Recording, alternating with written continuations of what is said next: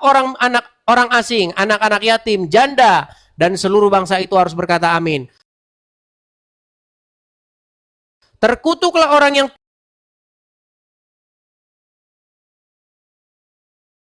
tidur dengan istri ayahnya, sebab ia telah dan seterusnya. Sama. Nekat yang nyata sama dari mana? Oke, kalau begitu amin itu bahasa apa? Kalau begitu amin bahasa apa? Gantian, aku yang bicara. Stop. Gantian, aku udah paham. Itu tadi yang kamu baca, itu laknatan atau itu doa, permintaan. Sehingga berkatalah kalian semua amin. Artinya apa? Mengiyakan. Ya. Oke, di mana ada amin dalam Al-Fatihah itu? Makanya itu amin itu. Bukan yang saya tanya, di mana aminnya dalam Al-Fatihah?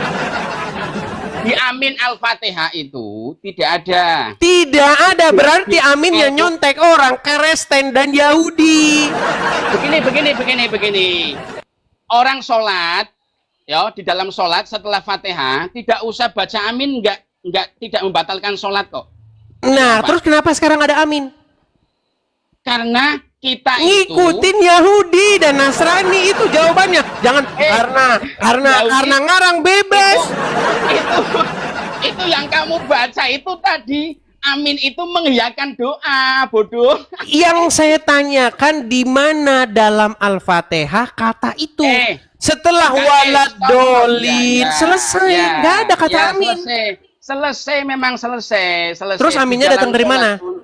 Kalau itu kamu kok narasinya itu nyotek, itu Bible dikarang, ditulis tahun berapa? Ditulis tahun berapa? Coba lari lagi ke Bible. Duluan mana? Oke, baik, santri. Duluan mana Quran? Bahas arti lain lagi. Sebentar, tenang. Ini kita selesaikan dulu pada satu kesimpulan. Saya kalau bahas sesuatu harus tuntas. Gini. Mana lebih dahulu Quran dan Bible? Nah, kamu dari mana? Coba aku jawab aja. Aku dengar aja. Coba ayo. Angel.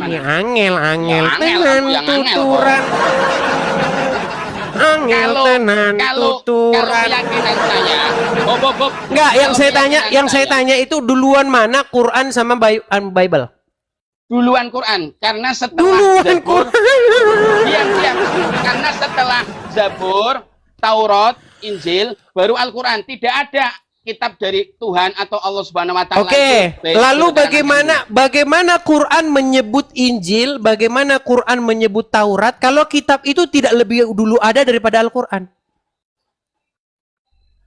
Duluan Injil, duluan Taurat daripada Al-Quran. Ya iya, yang barusan saya baca itu kan Injil dan Taurat. Oh bukan, itu. Ya udah, mana Injil dan Taurat? Yang asli Injil dan Taurat itu, ya Allah, sudah tidak ada. Mana? Tunjukkan. Ya sudah, mana Injil dan Taurat? Karena yang Injil dan Taurat yang asli itu kamu mesti dalilnya mana? Mana dalilnya? Di dalam. Benar dulu, aku itu kalau ngomong sama kamu tidak perlu dalil. Nanti kalau tidak perlu dalil. Dengarkan dulu. Gimana? Dengarkan dulu. Di dalam Zabur, Taurat, Injil, itu di situ itu menerangkan bahwa nanti akhir zaman ada sosok seorang anak yang lahir dan ciri-cirinya begini-begini, yaitu Kanjeng Nabi Muhammad. Kalau di Bible, selamat Anda dikerjain. Loh, Anda mengatakan di dalam Taurat, di dalam Injil ada nanti seorang yang ciri-cirinya seperti Muhammad. Kata siapa? Iya, betul. Kata siapa? Kitab Taurat, Zabur, dan Injil. Mana Taurat, Zabur, yang Injil yang bilang begitu? Makanya kamu cari yang asli. Nanti jadi saya cari yang asli, man. Nah, itu sama kayak Lia Eden. Kayak Lia Eden ngomong begini, di dalam Al-Quran akan datang seorang nabi perempuan namanya Lia Aminuddin. Tetapi Quran yang asli sudah tidak ada dan sudah dipalsukan. Ya congornya Lia Udin yang ngomong begitu. Kalau Anda dengar.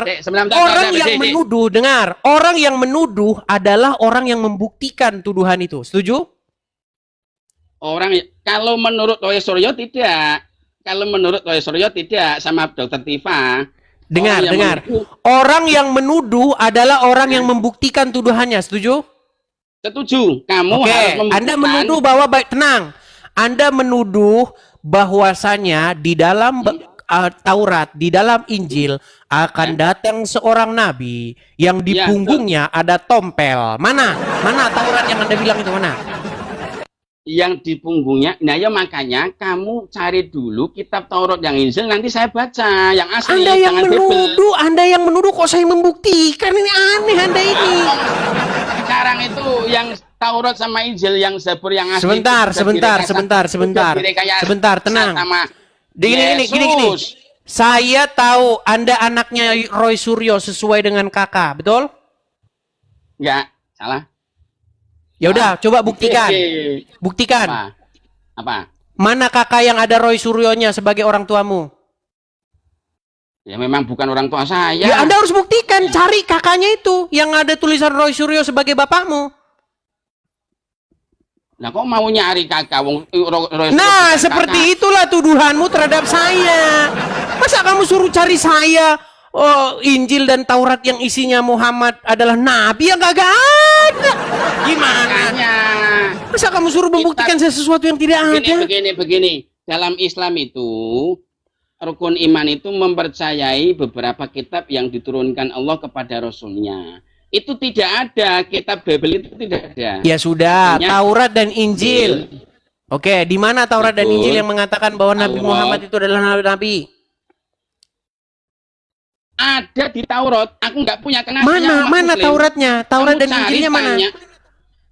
Kok jadi saya nyari? Orang gimana sih? Bagaimana Anda menyuruh saya menyari sesuatu yang Anda tuduhkan kepada saya?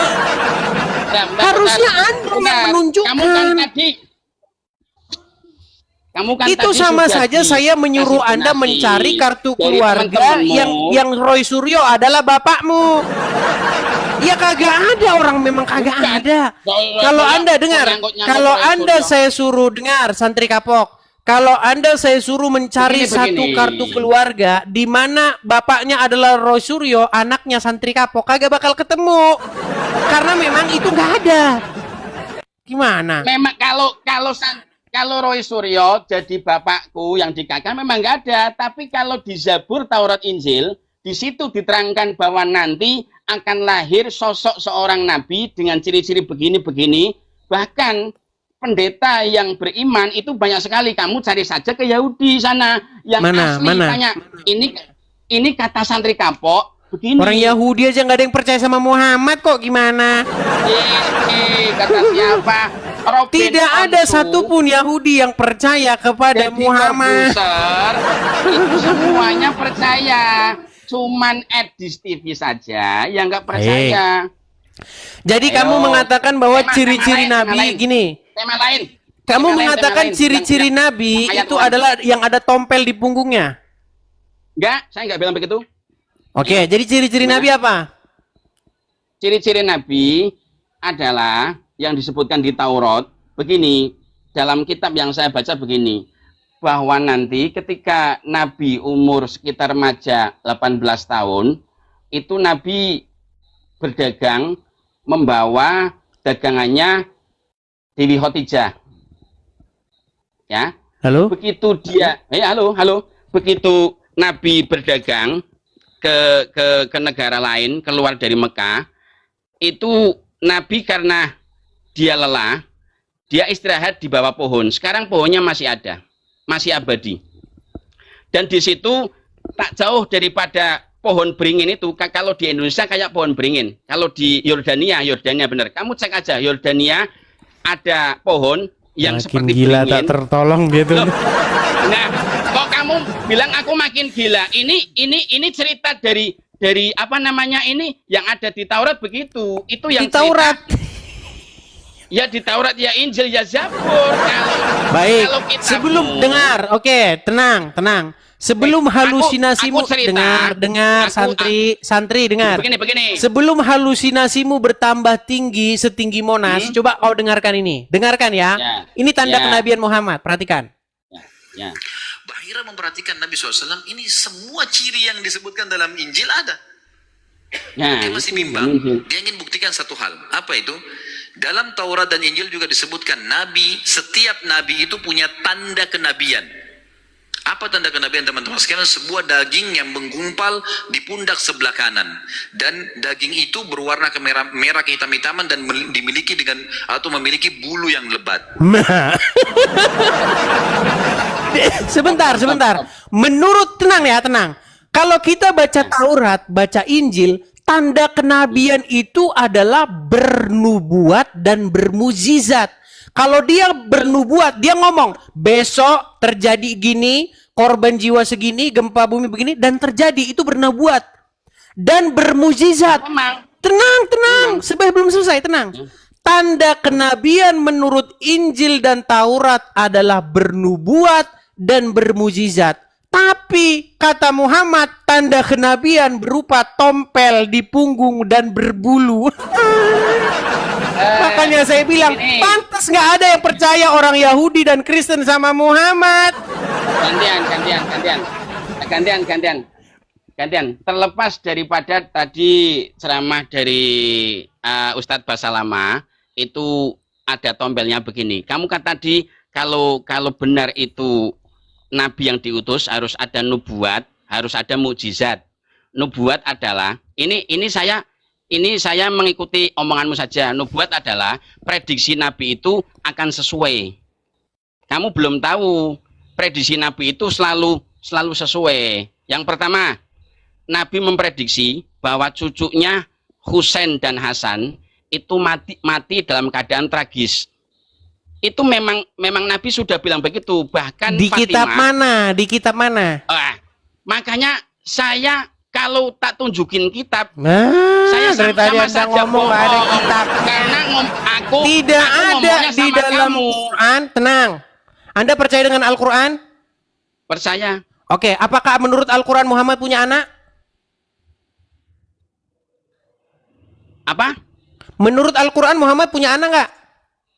Muhammad sama Quran ini ketika Quran diturunkan kepada Nabi Muhammad, bagaimana Anda katakan Muhammad memprediksi cucunya, sedangkan menurut Quran dia nggak punya anak? Begini. Tenang. Menurut Al-Quran surat Al-Ahzab ayat 40, makana Muhammadun. Tenang. Surat apa? Surat Al-Ahzab ayat 40. Surat apa? Al-Ahzab ayat Al-Ahzab 40. Makana Muhammadun aba ahadin min rizalikum. Sabar sayangku, tak buka dulu ya. Surat Al-Ahzab. Oke. Al-Ahzab 40. Ya tahu. Berat dia ini, teman-teman. Oke, tak buka dulu, tenang aja. Kamu jangan ya. Sudah jelas-jelas itu Muhammad bukan bapak dari laki-laki di antara kalian. Masih Anda katakan Muhammad punya anak, punya cucu. Nabi Muhammad itu punya anak. Coba baca dulu surat itu.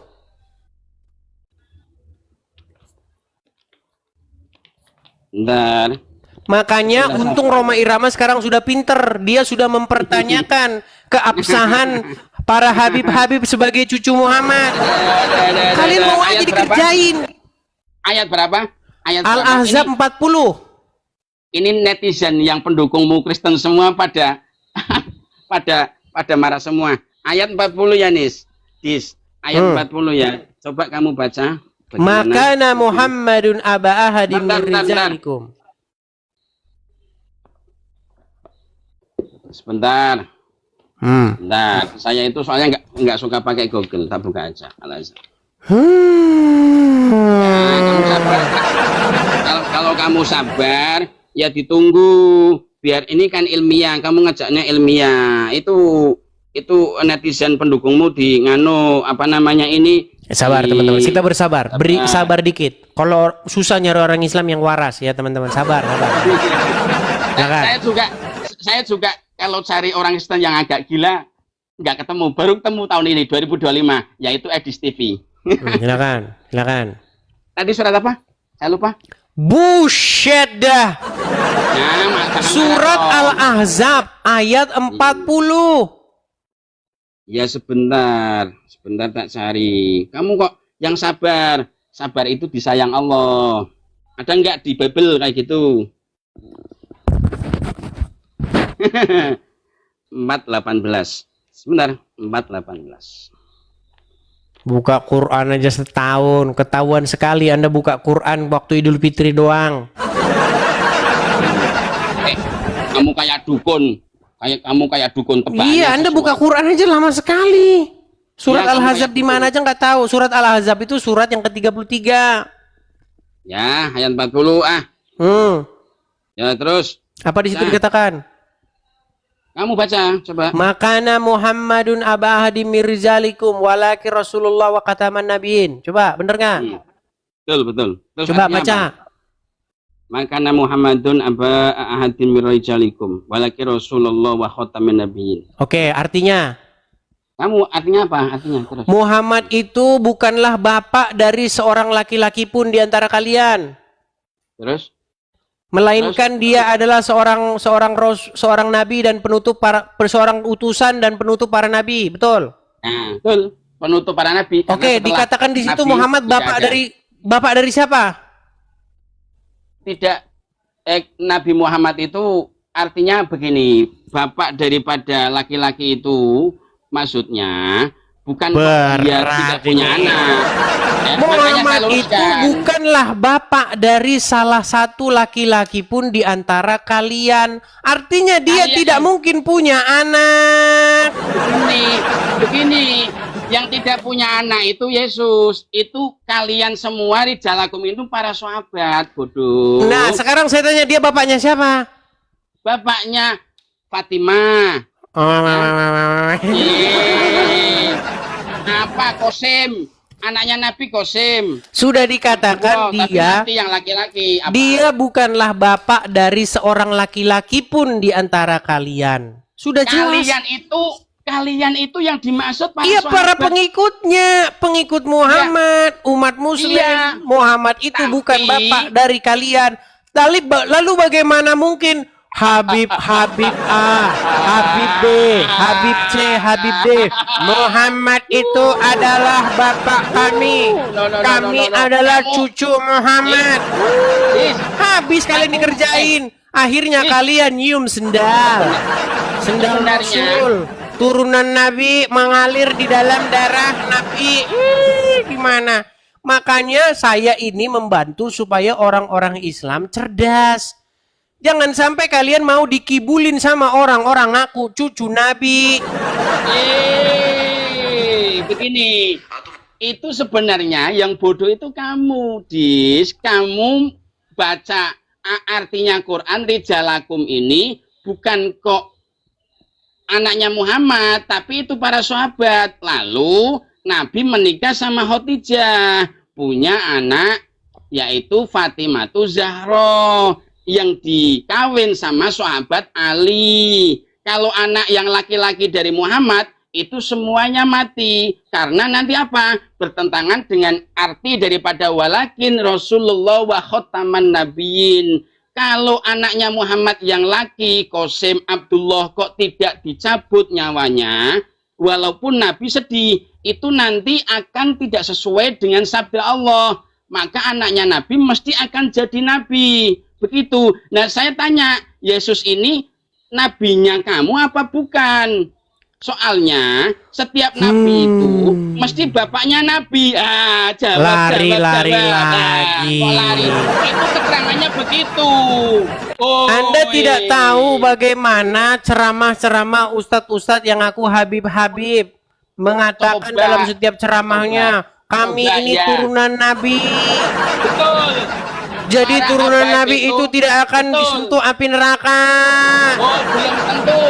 Belum tentu. Kamu jangan percaya. Kata Muhammad, barang siapa barang siapa yang di dalam dirinya mengalir darahku tidak akan disentuh api neraka. Itu kata Muhammad. Iya. Betul nggak? Begini. Tenang dulu, sekarang saya mau tanya.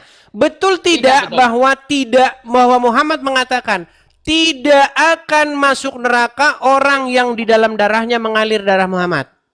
Tidak betul. Kalau dia tetap dosa, tidak tobat, tidak. Bagaimana dengan ceramah? Bagaimana dengan ceramah Muhammad ketika ada seorang yang meminum darahnya? Ya, ini begini. Coba kamu tampilkan hadis itu yang meminum darahnya, minum kencingnya. Coba baik. Kamu tampilkan lagi. Baik. Coba ya, nih. Anda percaya pasti dengan Habib ya? Anda percaya dengan ulama ya? Saya kalau ulama percaya ulama. Baik. Saya akan tampilkan. Tenang. Aduh, ini Anda ngomong terus ini santri. Sedetik saja. Begini. Kamu tadi kan bilang, kamu percaya nggak sama Habib? Saya jawaban begini. Kalau Habib itu akhlaknya baik dan ilmunya baik. Memang Muhammad nggak perlu akhlak. Muhammad itu yang penting mengucapkan kalimat syahadat masuk surga. Mau mencuri, mau berzina masuk surga. Oh, betul. Nah, ini saya terangkan lagi. Tenang, sebentar gantian saya dulu. Dengar. Silakan Lihat nih. Silakan Dis. Yang ngomong ini adalah seorang ulama besar. Namanya Abdul Somad. Perhatikan. Ya, perhatikan. Betul. Saya perhatikan kalau saya pernah dengar cerita tentang sahabat yang meminum darah Nabi SAW. Sedangkan dalam Al-Quran minum darah itu dilarang. Ya, betul. Darah itu haram. Ini khususnya.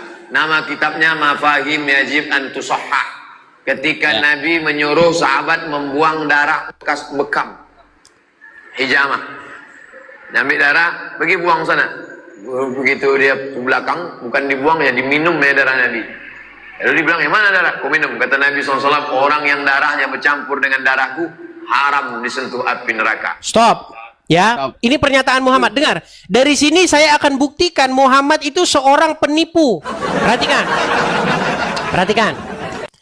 Muhammad berkata, orang yang di dalam darahnya mengalir darah Muhammad tidak akan disentuh api neraka. Tapi di lain pihak, apa kata Muhammad terhadap Fatimah?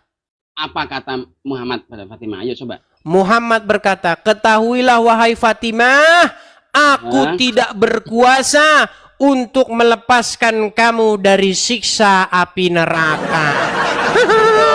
Di satu sisi Muhammad bilang, tidak mungkin yang di dalam darahnya mengalir Muhammad masuk neraka. Di satu sisi dia bilang sama Fatimah yang di dalam darahnya mengalir darah Muhammad tidak berkuasa bahwa dia akan masuk neraka atau tidak.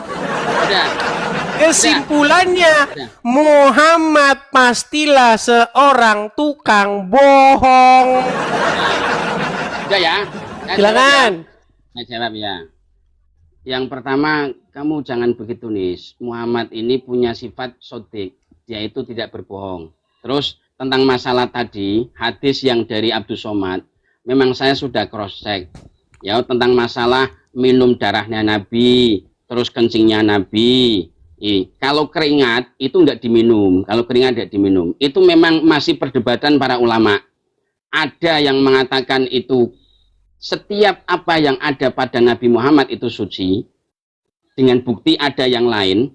Ada yang mengatakan ulama ini ulama yang sahih saja. Kalau ulama yang kuat, kalau kencingnya Nabi Muhammad tetap najis. Terbukti setiap kali Nabi BAB atau mau sholat tetap wudhu. Berarti terbukti kalau Nabi itu kencingnya najis dan bersuci. Makanya dalam konteks hadis yang disampaikan oleh Abdul Somad, itu terpotong-potong.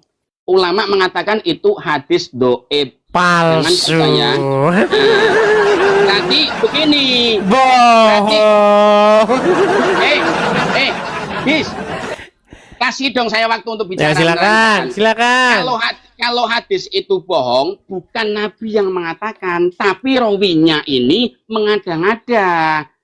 Begitu. Kalau hadis doib, hadis yang palsu, itu bukan Nabi yang berkata, bukan, tapi para sahabat dan di bawahnya ini tidak mendengar tapi dia mengada-ngada. Makanya dalam ilmu hadis nanti di cross check perawinya yang menyampaikan hadis ini siapa, coba dicek. Kalau dia orangnya sering berbohong, sering maksiat, oh ini hadis jangan terlalu terburu-buru dikatakan sahih.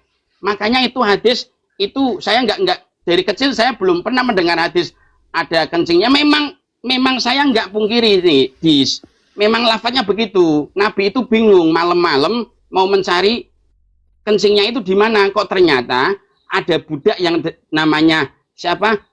Baroh atau siapa? Itu bilang syarab tuhu, tak minum Nabi. Oh, nah kok diminum? Ya, kamu kalau sudah diminum, kamu akan selamat dari api neraka. Itu hadis doib. Nah, tentang tadi Nabi yang mengatakan sama Fatimah, itu saya setuju. Memang bahkan anaknya sendiri, Nabi tidak akan bisa menolong kepada Fatimah kalau Fatimah ini punya dosa. Itu tergantung Allah. Kalau Allah, oke, berarti salah satu diantaranya bohong. Yang bohong perawinya, bukan Nabi. Itu oke, berarti Anda setuju. Anda setuju bahwa banyak orang berbohong dengan mengatasnamakan Muhammad. Setuju. Bahkan nah, itu berarti tidak menutup kemungkinan Al-Quran dan cerita-cerita tentang Muhammad semuanya bohong. Kalau yang ada di Al-Quran itu tidak bohong. Baik, kita ke Al-Quran kalau begitu. Ya, oke. Ya, coba. Ya. Menurut Al-Quran dikatakan, ya, Muhammad berkata di dalam Al-Quran, tidaklah yang di... Surat apa? Surat apa, Dis? Baik, dalam surat apa? Anda kemarin sudah mengungkapkannya itu. Dikatakan di dalam Quran bahwa tidaklah yang diucapkannya berdasarkan hawa nafsunya, melainkan apa yang diwahyukan kepadanya. Betul. Betul. Oke. Jadi setiap ucapan Muhammad itu adalah wahyu, betul? Bahkan tidak ucapan Muhammad.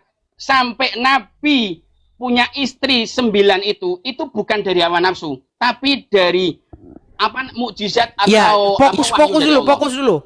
Itu surat berapa itu? Surat An-Naml ayat 3 atau berapa? Coba. Ya kamu. Saya baik, saya bukakan dulu Qurannya. Iya. Baik. Aku kan membenarkan daripada kefahaman kamu. Saya nggak perlu menunjukkan ayatnya. Kamu yang baca. Nanti kamu mesti salah. Saya yang meluruskan. Begitu, Besti. Baik. Ayo, coba. Baik, kita bukakan ya di dalam Quran surat An-Najm ayat yang keempat. Surat An-Najm. Sebentar. Ya. Tak cari ya. Saya itu kalau baca surat An-Najm ayat yang ketiga dan keempat. An-Najm, sebentar. Sabar ya. Wa ma yantiqu anil hawa in huwa illa wahyu yuha. Ya. Coba. Gimana? Artinya tidaklah yang diucapkannya itu berdasarkan hawa nafsunya, melainkan yang diwahyukan kepadanya. Betul. Itu arti yang sudah sangat betul sekali. Baik. Terus bagaimana? Artinya semua yang diucapkan Muhammad adalah wahyu, betul? Betul sekali. Baik, coba bagaimana? Buka surat At-Tahrim ayat yang pertama sekarang. At-Tahrim ayat yang pertama. At-Tahrim ayat yang pertama. Meninggal koen. Nah. Ya, meninggal dunia apa meninggal apa? At-Tahrim ayat pertama. At-Tahrim ayat yang pertama. Itu bukti betul. Menurut Al-Quran Muhammad seorang penipu. Baca. Ayo silakan. Surat At-Tahrim ayat yang pertama. Ya, bentar. Udah ketemu. 560. 560. 560. Bismillahirrahmanirrahim. A'udzubillahi minasyaitonirrajim. Bismillahirrahmanirrahim. Ya ayyuhal, ayat pertama. Ayat yang pertama, At-Tahrim nomor 1. Ya ayyuhan nabi. Iya. Ya ayyuhan nabiyyu lima tuharrimu ma ahallallahu lak tabtaghi mardata azwajik wallahu ghafurur rahim. Oke, artinya. Yang kamu artinya baca. Wahai Nabi, mengapa kamu mengharamkan apa yang dihalalkan Allah? Kamu hendak menyenangkan hati istri-istrimu, betul? Ya, terus? Oke. Di situ Muhammad ditegur nggak sama Allah? Ditegur. Itu apa? Peristiwanya itu apa? Kamu tahu nggak? Baik. Kamu harus tahu peristiwanya Karena apa. Muhammad mengucapkan sesuatu di mana dia mengatakan sesuatu yang halal tapi dikatakan haram, betul? Nah, ya ucapannya apa? Harus tahu Baik. kamu. Menurut Jangan menuduh begitu. Baik. Menurut literasi Orang Islam itu perkara mengenai, ada yang berkara mengenai istri atau budak perempuan dari Hafsah yang bernama Maria Al-Qibtiyah. Maria Al-Qibtiyah kenapa? Maria Al-Qibtiyah pada waktu itu disetubuhi oleh Muhammad di ranjangnya Hafsah.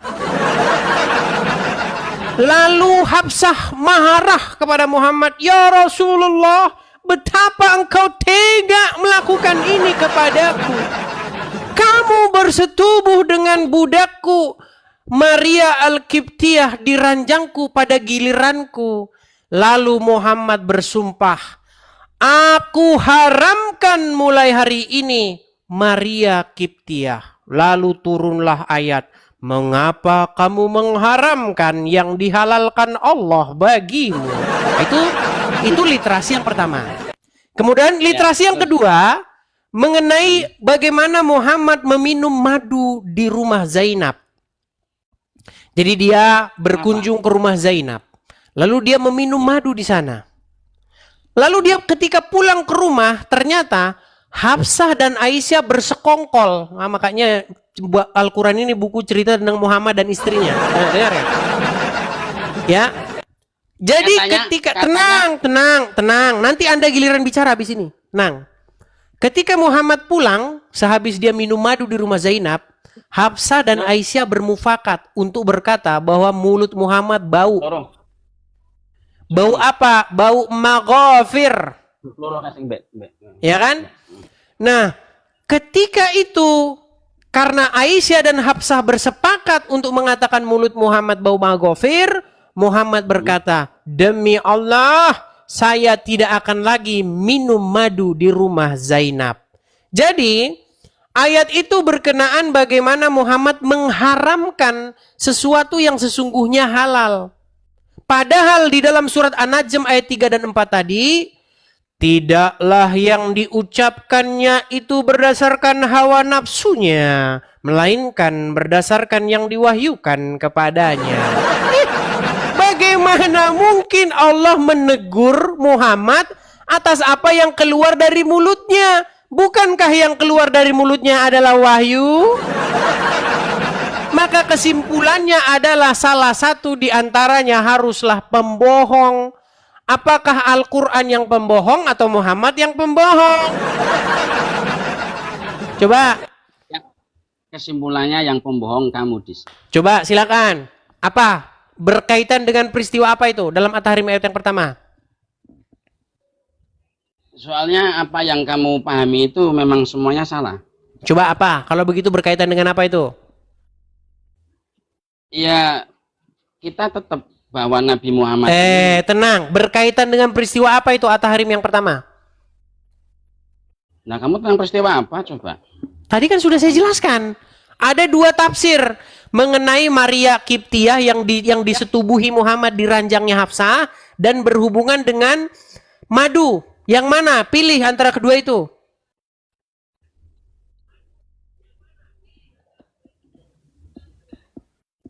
Yang perlu dipilih apa berarti? Oke, Anda tidak tahu Al-Quran, Anda di bawah saja. Belajar dulu. Belajar lagi baru datang lagi sini. Santri tapi nggak tahu apa-apa. Itulah teman-teman. Banyak orang Islam tidak tahu isi Al-Quran. Orang yang dibaca aja huruf Arab kok.